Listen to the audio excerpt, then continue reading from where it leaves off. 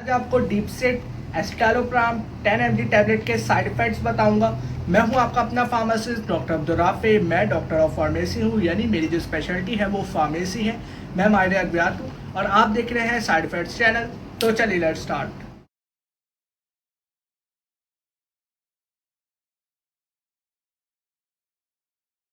इसके side effects बताने से पहले मैं आपको इसका एक छोटा सा इंट्रोडक्शन देना चाहूँगा। तो चलिए लेट्स स्टार्ट। इसका जो ब्रांड नेम है वो डिपसेट है और जो इसके जेनेरिक एक्टिव फार्मास्यूटिकल इंग्रेडिएंट है वो एसिटालोप्राम है। ये 10 mg की टैबलेट है और जो इसके मैन्युफैक्चरर हैं वो चेनेक्स फार्मा है। ये 14 टैबलेट्स हैं और ये जो मेडिसिन है ये डिप्रेशन को ट्रीट करने में यूज़ हो रही होती है। इसके अलावा जनरल एंग्जाइटी डिसऑर्डर, ये भी एक किस्म का डिसऑर्डर है दिमागी साइकेट्रिक, उसको भी ये ट्रीट करने में यूज़ हो रही होती है। तो ये एक बहुत ही अच्छी और इफेक्टिव मेडिसिन है।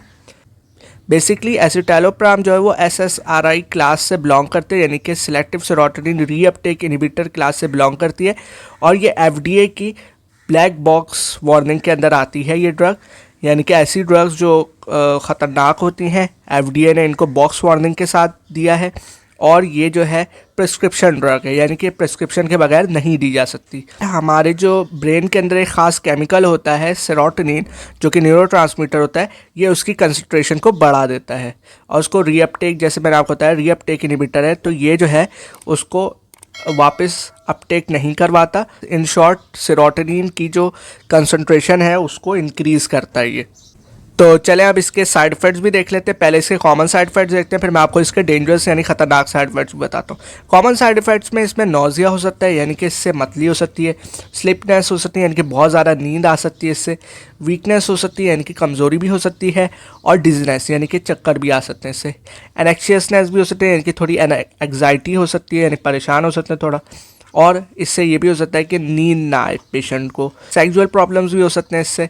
और ये स्वेटिंग भी कर सकते हैं, यानी कि इससे पसीना भी आ सकता है पेशेंट को। इसके अलावा शेकिंग होती है, यानी कि जिस तरह हैंड की शेक हो रही है, यानी कि हिलते हैं, कप कपाना, ये इसमें आ सकता है। ड्राई माउथ हो सकता है, यानी कि इससे मुंह खुश्क हो सकता है। इसके अलावा भूख भी नहीं लग सकती, भूख ना लगना या भूख मर जाना वो भी होते हैं। विजुअल प्रॉब्लम्स भी होते हैं, यानी कि जिसमें देखने में मुश्किल होती है, आँख में दर्द हो सकता है। इसके अलावा रेडनेस भी हो सकती है आँखों की और स्वेलिंग भी हो सकती है, यानी सूजिश भी हो सकती है। इससे डिफ़िकल्टी भी हो सकती है यूरिनेशन में, यानी पेशाब करने में मुश्किल हो सकती है। और इससे जो है मेंस्ट्रुअल पीरियड जो है वो भी इफ़ेक्टेड हो सकते हैं फीमेल्स के अंदर। चूँकि ये जो है ही प्रिस्क्रिप्शन ड्रग, तो इससे आपको खुद ही अंदाज़ा हो गया होगा कि इसके ऑफ कोर्स इसके ख़तरनाक साइड इफ़ेक्ट्स भी होंगे और FDA ने भी इसको बॉक्स वार्निंग में रखा है। तो इसके लाजमन जो है इसका जो यूज़ है वो ख़तरनाक होगा, तभी उसके लिए आपको डॉक्टर के जो है प्रिस्क्रिप्शन चाहिए, तभी आपको मिलेगी। तो चलें अब इसके डेंजरस साइड इफेक्ट्स भी देख लेते हैं, जो कि हैं ही। ये जो है सुसाइडल थॉट्स कर सकते हैं, यानी कि पेशेंट को सुसाइड करने के इससे थॉट्स आ सकते हैं। इसी वजह से इसको ब्लैक बॉक्स में रखा है और प्रिस्क्रिप्शन ड्रग दी है इसको, क्योंकि ये हमारे डायरेक्ट ब्रेन के केमिकल्स को ऑल्टर करता है। सेरोटोनिन के बहुत से फंक्शन हैं हमारे ब्रेन के अंदर, जो कि अगर सेरोटोनिन की जो है इंक्रीज़ या डिक्रीज़ हो जाए लेवल, तो वो हमारे लिए नुकसानदेह है। इससे सेरोटोनिन सिंड्रोम भी हो सकता है, जो कि बहुत ज़्यादा ख़तरनाक होता है। इसके अंदर सेरोटोनिन के बहुत ज़्यादा लेवल हमारे ब्रेन में हो जाते हैं, जो कि ख़तरनाक होता है, जिसकी वजह से पेशेंट को चिड़चिड़ाहट बहुत ज़्यादा होती है, यानी एजिटेशन बहुत होती है, इरिटेबिलिटी होती है, बहुत ज़्यादा परेशान यानी कि बहुत होता है, हेलुसिनेशन होती है, यानी कि ऐसी चीज़ें दिखाई देती हैं, सुनाई देती हैं जिनका हकीकत से कोई ताल्लुक़ नहीं होता। कन्फ्यूजन होती है, यानी इससे जो है बहुत ज़्यादा पेशेंट कंफ्यूज हो जाता है। इसके अलावा इससे जो है ट्रिमर्स आ सकते हैं और सीजर्स भी हो सकते हैं, यानी कि इससे दौरे भी हो सकते हैं। मसल्स जो है वो भी रिजिड हो सकते हैं, यानी स्टिफ हो सकते हैं मसल्स हमारे। और देखिए तो इससे जो है एलर्जिक रिएक्शंस बहुत ज़्यादा होते हैं, यानी कि इससे एलर्जी बहुत ज़्यादा होती है। इससे जो हमारे जो फेस, टंग और जो थ्रोट है उसके अंदर सूजिश हो सकती है, इचिंग हो सकती है। और इससे पेशेंट जो है वो कोमा में भी जा सकता है अगर इसको बहुत ज़्यादा यूज़ करें या गलत तरीके से यूज़ करें। दूसरा ये है कि अगर आप इसको विड्रॉल कर लें, यानी कि अचानक से आप इसको छोड़ दें, तो उससे भी बहुत ज़्यादा इससे साइड इफ़ेक्ट्स आते हैं, जिन्हें हम विड्रॉल साइड इफ़ेक्ट्स बोलते हैं। ये भी बहुत ख़तरनाक होता है, यानी कि आप इसको अचानक से नहीं छोड़ सकते, आपको आहिस्ता आहिस्ता इसकी डोज कम करनी पड़ेगी। इसके अलावा इससे कोऑर्डिनेशन प्रॉब्लम भी हो सकते हैं, यानी कि मूवमेंट में मसला हो सकता है, आपको कोई चीज़ पकड़ने में, हिलाने में, यानी आपकी जो है एक्टिविटी इफेक्ट हो सकती है इससे। ये जो है इरेगुलर हार्ट बीट कर देता है, यानी कि कभी तेज़ हो रही है, कभी आहिस्ता हो रही है, और कभी तेज़ कभी आहिस्ता, यानी कि इरेगुलर हो रही है। इसके अलावा इससे लो सोडियम लेवल भी हो सकते हैं ब्लड के अंदर, जिससे हेडेक हो सकता है, कन्फ्यूजन हो सकती है, और मेमोरी प्रॉब्लम यानी याददाश्त के प्रॉब्लम हो सकते हैं। एक और इसका डेंजर साइड इफेक्ट वो ये है कि ये मैनिक एपिसोड्स करवा सकता है, जिसके अंदर जो सिम्टम्स आ रहे होते हैं वो ये होते हैं, या तो पेशेंट बहुत ज़्यादा खुश होगा, एक्सेसिव हैप्पीनेस होगी, या बहुत ज़्यादा चिड़चिड़ापन होगा क्योंकि सेरोटोनिन के लेवल इंक्रीज़ हो गए होते हैं। और इसके अलावा बहुत ज़्यादा या तो बातें करेगा, और इसके अलावा इससे बिहेवियर चेंज हो सकता है, और एनर्जी भी थोड़ी इंक्रीज़ हो सकती है, बहुत एक्टिव दिख रहा हो आपको, तो ये भी इसके अंदर हो सकते हैं। ब्लीडिंग भी करा सकता है अगर आप इसको एंटीकोगुलेंट के साथ दें, यानी कि जो दवाइयाँ जो हमारे जो ब्लड है उसको थिन करने के लिए यूज़ होते हैं, अमूमन हार्ट पेशेंट यूज़ कर होते हैं, तो उसके अंदर जो है ये ब्लीडिंग करवा सकता है अगर आप एंटीकोगुलेंट्स के साथ इसको दें तो, जिसमें वारफेरिन, हेपरिन वगैरह आते हैं। अब आप लोग सोच रहे होंगे कि इसके इतने ख़तरनाक साइड इफ़ेक्ट्स हैं, और ये हैं तो भाई इसी वजह से तो ये प्रिस्क्रिप्शन ड्रग है। आप लोग समझते हैं most of the cases patients के ये प्रिस्क्रिप्शन ड्रग पता नहीं क्यों नहीं हमें दी जा रही बगैर प्रिस्क्रिप्शन के, वो इसी वजह से नहीं दी जा रही होती क्योंकि इसके साइड इफ़ेक्ट्स बहुत होते हैं, कि ख़तरनाक बहुत है। अगर इन मेडिसिन के साइड इफ़ेक्ट्स ना होते तो पेशेंट जो है इनको रोटी के अंदर मिला के, आटे के अंदर मिला के खा रहे होते बजाय अलग से खाने के, ठीक है। इसी वजह से इनके साइड इफ़ेक्ट्स हैं। और अब सवाल ये है कि भाई इन साइड इफ़ेक्ट्स का पता कैसे चले। फॉर एग्जांपल जैसे पेशाब में करने में मुश्किल हो रही है, तो हमें पता कैसे चलेगा कि ये इसकी वजह से हो रहा है या हमें कोई और प्रॉब्लम है।